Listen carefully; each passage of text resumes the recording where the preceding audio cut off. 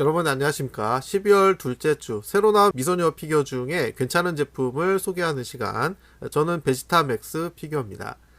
이 영상을 처음 보시는 분들을 위해서 말씀을 드리면은, 제가 한 주에 나온 모든 미소녀 피규어를 다 소개하는 건 아니에요. 나름 엄선한 제품만 소개를 해 드리는 거고, 이 제품을 소개하는 시점에서 가장 저렴하게 파는 국내 샵에 대한 정보까지 같이 알려드리는 겁니다. 첫 번째 제품은 하피토피에서 만든 위생과 여교사 6분의 1 스케일이고요. 웬만한 쇼핑몰에서 다 예매를 하고 있어요. 가격은 동일하게 71,400원. 내년 9월 입고될 예정입니다. 높이는 16.4cm이고요. 사실 이 제품은 제가 저번 주에 봤는데 그때는 별로였어요. 근데 이번 주에 보니까 너무 이쁜 거예요. 요즘 이렇게 조금 시간이 지나서 보면 괜찮은 제품들이 간혹 눈에 띄거든요. 처음 봤을 때는 이 어깨 부분까지는 너무 괜찮았습니다. 백발의 안경 미소녀, 너무 좋지 않습니까?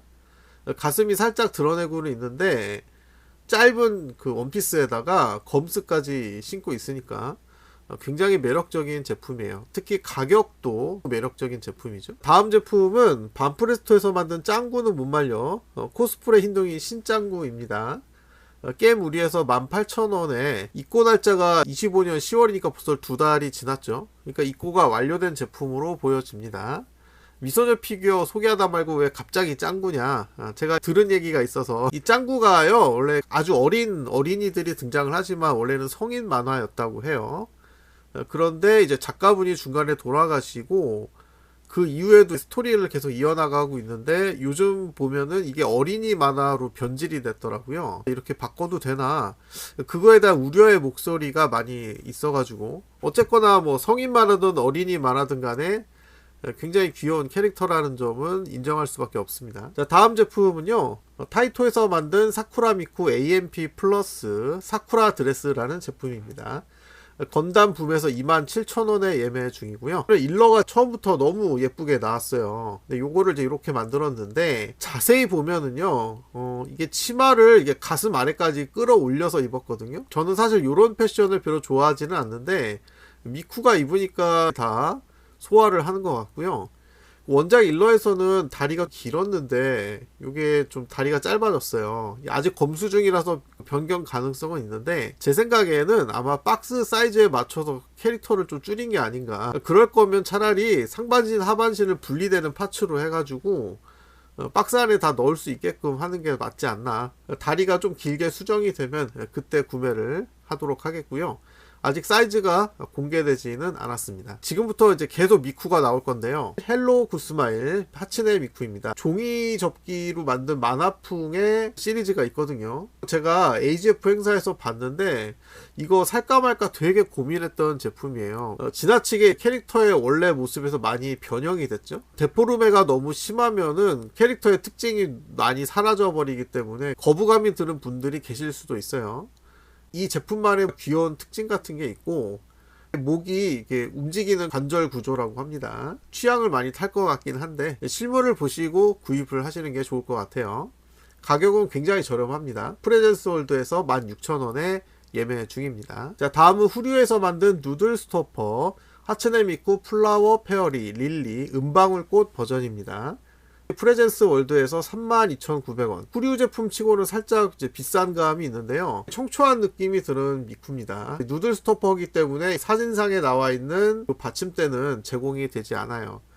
다이소에서 피규어 받침대를 팔거든요. 근데 그거 하나 때문에 외출을 하기에는 좀 그래가지고 보통은 나갈 일이 있을 때 다이소를 들르는 식이란 말이에요. 누들 스토퍼 피규어를 살 때마다 받침대가 필요해가지고 티슈 박스 같은 데다가 누들 스토퍼를 놓으면은 3개에서 4개 정도를 놓을 수가 있거든요. 근데 박스가 쓸데없이 부피가 크다 보니까, 아무튼 요 손가락 모양이 가운데 두 손가락을 모으고 있는 독특한 모양인데 이게 어떤 의미가 있는 건지는 잘 모르겠어요. 자, 다음 제품은 카이오도에서 만든 하츠네 미쿠 17주년 버전입니다. 7분의 1 스케일이고요. 웬만한 사이트에서 126,000원에 예매를 하고 있어요. 요 노란색 의상은 블로키 제품에서 이미 선보인 적이 있었죠. 미쿠의 표정이 상당히 차갑고 싸나워 보이는 조금 낯선 느낌이 드네요. 의상도 이제 노란색하고 이 청록색이 잘 어울리는지는 잘 모르겠네요. 조금 취향이 갈리긴 할 것 같습니다. 그리고 이거는 이제 제품을 검색하다가 발견한 건데요. 닌텐도 스위치 피트니스 복싱 피트 하츠네 미쿠라고, 미쿠라는 캐릭터를 이용해서 이제 복싱을 하면서 동작을 따라하는 운동 게임이 있나봐요. 자세나 의상이 마음에 들어가지고 요거를 그대로 피규어로 만들면 어떨까. 자, 다음 제품은 구스마일 아츠 상하이에서 만든 블루 아카이브 하나코 수영복 버전이 되겠습니다.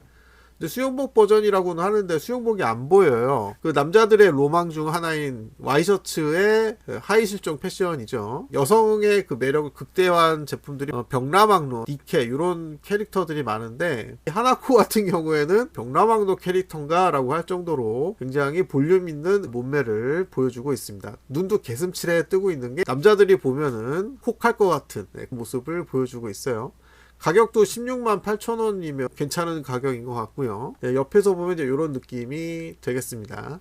모바일 게임 캐릭터는 내가 그 캐릭터를 직접 플레이 해보고 그 캐릭터의 스토리 배경 같은 걸 알아야지 이 제품에 대해서 이제 구매 욕구가 생기지 않나. 다음 제품은요, 에이펙스에서 만든 벽라망로 루이빌 오더 딜루션이라는 제품이 되겠습니다.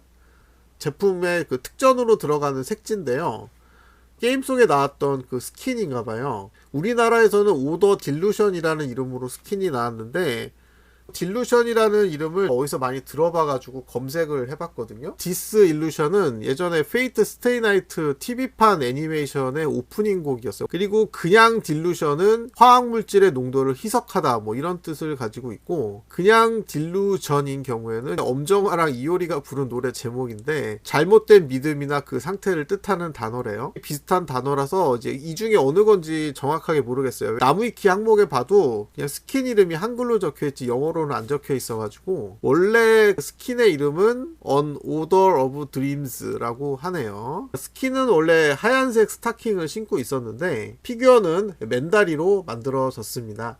요거는 이게 이미지 프로그램을 통해서 좀 색감을 보정을 한 것 같은데, 실물 제품보다 좀 더 색감이 진해서 이쪽이 더 보기는 좋아요. 그리고 쟁반에다가 음료수를 서빙을 하고 있는데 자신의 가슴을 반쯤 쟁반에 걸치고 있어가지고 음료를 나르고 있는 건지 가슴을 받치고 있는 건지 조금은 헷갈리는 포즈가 되겠습니다. 노리고 만든 포즈겠죠. 각선미도 너무 이제 건강미가 넘치고 상당히 좋은 제품인 것 같아요. 다음 제품은 하비 사쿠라에서 만든 승리의 여신 니케 라피 레드 후드 레드 플레이버라는 제품이 되겠습니다. 7분의 1 스케일이고요.